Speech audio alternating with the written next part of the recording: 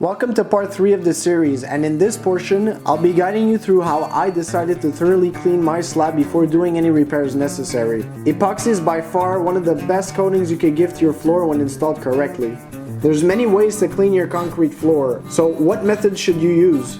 The cleaner I'll be using is a concrete degreaser from Quikrete. I also heard of people using laundry soap like Tide, so if you can't find any degreaser, this might be your only other viable option. This concrete degreaser can be found at your local hardware store. I'll put a link in the description of all the products I'll be using. You'll also need a pressure washer. The suggested PSI rating for this type of job is a minimum of 3000 PSI, but I only have 1900, so I'll have to do with that. If you don't have a pressure washer, you can get by using a hose with a pressure nozzle, but I wouldn't recommend this. And finally, a bucket and a stiff bristle brush. So the first procedure to cleaning the floor is getting your floor wet.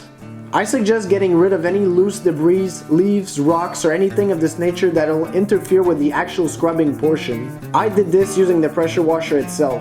After you're done, you'll want to read your cleaner's instructions. Most of the time these cleaners are concentrates, meaning you'll need to dilute it with water depending on how dirty your flooring is. The dilution ratio for the product I'm using is either 1:6, 1:4, or 1:1. I'm not going to take any chances, so I'll be using the 1:1 ratio. Once you've got your mix figured out, you can pour it on the floor. Don't worry if you miss some spots, just take your broom and disperse it on your whole surface, but don't scrub it just yet. You'll need to let it sit. My instructions are to let it sit for 1 to 5 minutes. So right now it's 7:14 and I'll be back at 7:20. Now that it's sat, you can scrub away. Don't be afraid to put some extra elbow grease into this. The better you clean it, the better the epoxy will adhere.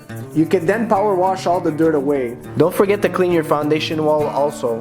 Most of these cleaning products nowadays are environmentally friendly, so you don't need to worry about it not being safe. Now that we thoroughly cleaned our slab, we can proceed on repairing all the cracks and craters left from the past years. I'll be covering this in step 4 of this series, so stay tuned. If you haven't watched the previous videos to this series, I suggest doing so as to not miss any steps to getting your floor coated with epoxy. Like I mentioned in my other videos, if you like these videos, please hit the thumbs up button below the video, and if you want to receive an alert of when the next part will be released, subscribe to the channel. Until the next video, keep building.